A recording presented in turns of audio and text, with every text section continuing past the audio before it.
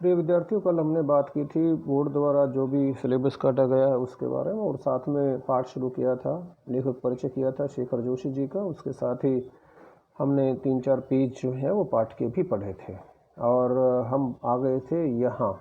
मोहन उनका चहेता शिष्य था, पुरोहित खानदान का कुशाग्र बुद्धि का बालक, पढ़ने में नहीं गायन में भी बेजोड़। त्रिलोक सिंह मास्टर ने उसे पूरे स्कूल का मॉनिटर बना रखा था। वही सुबह सुबह हे प्रभु आनंद दाता ज्ञान हमको दीजिए का पहला स्वर उठाकर प्रार्थना शुरू करता था। आगे बढ़ते हैं, पेज नंबर 58। आप चाहें तो जो है अपनी बुक साथ खोल लें जिस टाइम पे आप ये वीडियो देखें, और या इसमें भी आप जो कहते हो देख करके आगे आगे पढ़ सकते हैं, इस पाठ को समझ सकते हैं। मोहन को लेकर मास्टर त्रिलोक सिंह को बड़ी उम्मीदें थी। कक्षा में किसी छात्र का कोई सवाल न आने पर वही सवाल वे मोहन से पूछते और उनका अनुमान सही निकलता। मोहन ठीक ठीक उत्तर देकर उन्हें संतुष्ट कर देता। तब वे उस पिसड्डी बालक को दंड देने का भार मोहन पर ही डाल देते, यानी कि दंड भी मोहन ही देता उसे। पकड़ इसका कान, कौन कहते? मास्टर जी कहते, मास्टर त्रिलोक सिंह जी कहते। ध्यान रखेंगे, प्रश्न आएगा मास्टर त्रिलोक सिंह के चरित्र के बारे में या मास्टर त्रिलोक सिंह के अध्यापन की विशेषताओं के बारे में। आप उसे कैसा अध्यापक मानते हैं, ये बातें आपसे पूछी जा सकती हैं। पकड़ इसका कान और लगवा इससे 10 उठक बैठक, वे आदेश दे देते। धनराम भी उन अनेक छात्रों में से एक था जिसने त्रिलोक सिंह मास्टर के आदेश पर अपने हमजोली मोहन के हाथों कई बार बेंत खाए थे या कान खिंचवाए थे। मोहन के प्रति थोड़ी बहुत ईर्ष्या रहने पर भी धनराम प्रारंभ से ही उसके प्रति स्नेह और आदर का भाव रखता था। प्रश्न आएगा कि उसके प्रति स्नेह और आदर का भाव क्यों रखता था, या उसको अपना प्रतिद्वंद्वी क्यों नहीं समझता था, ये प्रश्न आएगा। इसका एक कारण शायद यह था कि बचपन से ही मन में बैठा दी गई जातिगत हीनता के कारण धनराम ने कभी मोहन को अपना प्रतिद्वंद्वी नहीं समझा। प्रतिद्वंद्वी होता है बेटे कॉम्पिटिटर, प्रतियोगी जिसको आप कह सकते हैं, बल्कि वह इसे मोहन का अधिकार ही समझता था कि वे मोहन तो जो है ब्राह्मण टोले का है, ब्राह्मण जाति का है, मैं लोहार जाति का हूँ। ब्राह्मण टोले के लोग जो हैं वो ज़्यादा समझदार होते हैं, ज़्यादा इंटेलिजेंट होते हैं, और मैं इंटेलिजेंट नहीं हूँ। ऐसा जो है कुछ उसके दिमाग में जो है एक बात बैठ गई थी। आगे चलते हैं। बीच बीच में त्रिलोक सिंह मास्टर का यह कहना कि मोहन एक दिन बहुत बड़ा आदमी बनकर स्कूल का और उनका नाम ऊंचा करेगा, धनराम के लिए किसी और तरह से सोचने की गुंजाइश ही नहीं रखता था। और धनराम वह गांव के दूसरे खेतीहर या मजदूर परिवारों के लड़कों की तरह किसी प्रकार तीसरे दर्जे तक ही स्कूल का मुंह देख पाया था। तीसरे दर्जे का मतलब 3rd class. Trilok Singh master कभी कभार भी उस पर विशेष ध्यान देते थे। एक दिन अचानक ही उन्होंने पूछ लिया था, धनवा का मतलब वही धनराम को शॉर्ट कर धनवा कहते होंगे, 13 का पहाड़ा सुना? तो 12 का पहाड़ा तो उसने किसी तरह याद कर लिया था, लेकिन 13 का पहाड़ा ही उसके लिए पहाड़ हो गया था। 13 एकम 13, 13 दूनी 24, ऐसा बोला। तो आप समझ सकते हैं कि 13 दूनी तो 26 होता है। तो दूसरी जो स्टेज थी वहीं वो अटक गया। स्टाक, एक संटी उसकी पिंडलियों पर मास्टर साहब ने लगाई थी कि वह टूट गई। गुस्से में उन्होंने आदेश दिया कि जा नाले से एक अच्छी मजबूत संटी तोड़ कर ला, फिर तुझे 13 का पहाड़ा याद कराता हूँ। त्रिलोक सिंह मास्टर का यह सामान्य नियम था कि सजा पाने वाले को ही अपने लिए हथियार भी जुटाना होता था, और जाहिर है बलि का बकरा अपने से अधिक मास्टर के संतोष को ध्यान में रखकर टहनी का चुनाव ऐसे करता जैसे वह अपने लिए नहीं बल्कि किसी दूसरे को दंडित करने के लिए हथियार का चुनाव कर रहा हो। धनराम की मंदबुद्धि रही हो या मन में बैठा हुआ डर कि पूरे दिन घूंटा लगाने पर भी उसे 13 का पहाड़ा याद नहीं हो पाया था। छुट्टी के समय जब मास्टर साहब ने उससे दोबारा पहाड़ा सुनाने को कहा तो तीसरी सीढ़ी तक पहुंचते पहुंचते वह फिर लड़खड़ा गया था।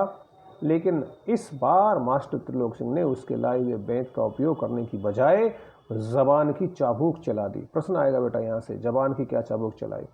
तेरे दिमाग में तो लोहा भरा है रे। कल मैं जब प्रश्नों की बात कर रहा था तो उसमें ये प्रश्न आया था, और मैंने कहा था कि भाई चलो आज मत लिखो, क्योंकि ये प्रश्न तो अभी मैंने कराए ही नहीं है, बीच में आए ही नहीं है। तो दिमाग में तो लोहा भरा है रे, विद्या का तप कहाँ से लगेगा इसमें? अपने थैले से 5-6 दरांतियाँ निकाल कर उन्होंने धनराम को धार लगा लाने के लिए पकड़ा दी थी।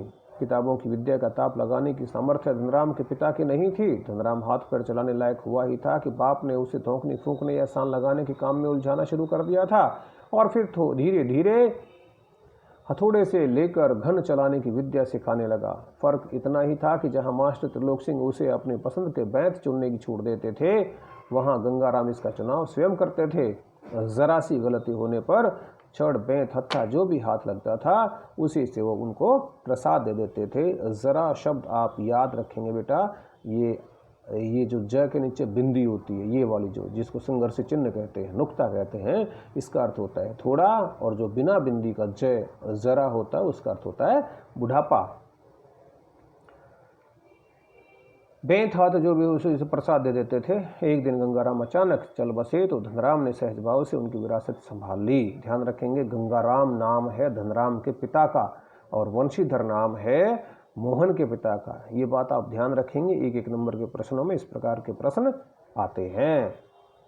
पास पड़ोस के गांव वालों को याद ही नहीं रहा कब गंगाराम के आफर को धनराम का आफर कहने लगे। आफर को मैंने बताया था आपको, आफर का मतलब होता है भट्ठी। प्राइमरी स्कूल की सीमा लांघते ही मोहन ने छात्रवृत्ति प्राप्त की, मेरिट प्राप्त की, विशेष योग्यता प्राप्त की। त्रिलोक सिंह मास्टर की भविष्यवाणी को किसी हद तक सिद्ध कर दिया था तो साधारण हैसियत वाले यजमानों की पुरोहिताई करने वाले वंशीधर तिवारी का हौसला बढ़ गया और वे भी अपने पुत्र को पढ़ा लिखा कर बड़ा आदमी बनाने का स्वप्न देखने लगे। पीढ़ियों से चले आते पैतृक धंधे ने उन्हें निराश कर दिया था। दान दक्षिणा के मुद्दे पर वे किसी तरह परिवार का आधा पेट भर पाते थे।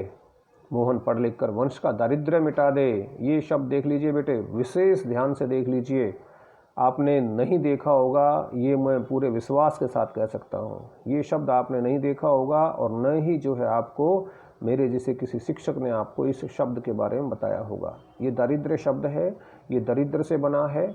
और ध्यान ये रखेंगे कि इसमें ये दा, उसके बाद ये री, उसके बाद ये द के नीचे र और फिर द हलंत और फिर यो, इस प्रकार से दरिद्र लिखा हुआ है। इसका मतलब सीधा सा ये है बेटा कि इसमें द भी आधा है और र भी आधा है। तो द के नीचे र आते ही द तो अपने आप ही आधा आधा हो गया कि र पूरा, इसका मतलब, और ये फिर अलंत लग गया, इसका मतलब र भी इसके अंदर आधा है। दारिद्र मिटा दे, गरीबी मिटा दे, उनकी हार्दिक इच्छा थी, लेकिन इच्छा होने भर से सब कुछ नहीं हो जाता है। आगे की पढ़ाई के लिए जो स्कूल था वह गांव से 4 मील दूर था। 2 मील की चढ़ाई के अलावा बरसात के मौसम में रास्ते में पड़ने वाली नदी की समस्या अलग थी, तो भी वंशीधर ने हिम्मत नहीं हारी और लड़के का नाम स्कूल में लिखा दिया।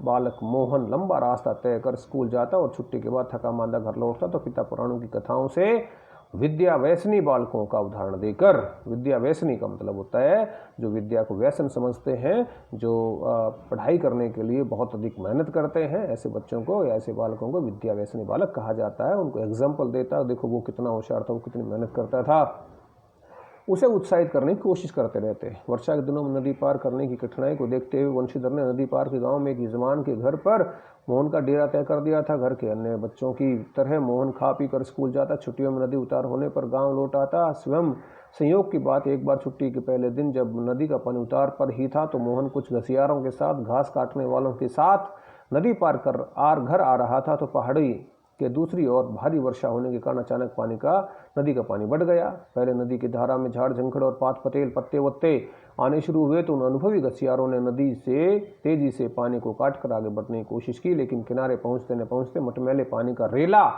मटमैले पानी का समूह, मटमैले पानी का बहाव, दबाव उन तक आ ही पहुंचा। वे लोग किसी प्रकार सकुशल इस पार पहुंचने में सफल हो सके। इस घटना के बाद वंशीधर घबरा गए और बच्चे के भविष्य को लेकर चिंतित रहने लगे। बिरादरी के एक संपन्न परिवार का युवक रमेश उन दिनों लखनऊ से छुट्टियों में गांव आया हुआ था। बातों बातों में वंशीधर ने मोहन की पढ़ाई के संबंध में उससे अपनी चिंता प्रकट की तो उसे न केवल अपनी सहानुभूति जतलाई रमेश ने, बल्कि उन्हें सुझाव दिया कि वह मोहन को उसके साथ ही लखनऊ भेज दें। घर में जहां 4 प्राणी हैं, एक और बढ़ जाने से कोई अंतर नहीं पड़ता, बल्कि बड़े शहर में रहकर वह अच्छी तरह पढ़ लिख सकेगा। आज यहीं तक जो है हम पाठ को करते हैं, इसके बाद जो है बाकी बात हम कल करेंगे। कल शायद हमारा पाठ कंप्लीट हो जाएगा। आज आप इस पाठ के जो पहले क्वेश्चन की बात करें, हम कहानी के उस प्रसंग का उल्लेख करें जिसमें किताबों की विद्या और गन चलाने की विद्या का जिक्र आया है। अभी किया था हमने बेटा। धनराम मोहन को अपना प्रतिद्वंदी क्यों नहीं समझता था, ये भी अभी किया हमने, क्योंकि वो मोहन जो है ब्राह्मण टोले का, ब्राह्मण जाति थी और उसकी लोहार जाति थी। उसे लगा कि भाई ये तो होशियार है ही और मैं इसको टक्कर नहीं दे सकता। क्वेश्चन नंबर 3 जो है ये अभी नहीं आया है, ये लास्ट में आएगा। तो आप केवल 2 क्वेश्चन इस पाठ के लिखेंगे, वो मैं आपके पास भेज दूंगा और साथ में याद भी करेंगे, पीछे का कार्य जो है वो भी आप कंप्लीट करेंगे। और इसके साथ याद रखें, आज मैंने छोटी वीडियो बनाई है, कल जो है वो 24 मिनट की हो गई थी और मैं डायरेक्ट उसको सेंड कर रहा था तो आपके पास वो नहीं भेजी जा रही थी, वो बार बार जो है असफल हो जाती थी, कैंसिल हो जाती थी। फिर जो है मैंने उसको एट लास्ट यूट्यूब पे डालकर और फिर आपके पास उसका लिंक शेयर किया था। तो आप यहाँ तक पाठ को पढ़ें और 2 क्वेश्चन इसके लिखें, पहले का जो कार्य हो चुका है उसको भी आप कंप्लीट करें।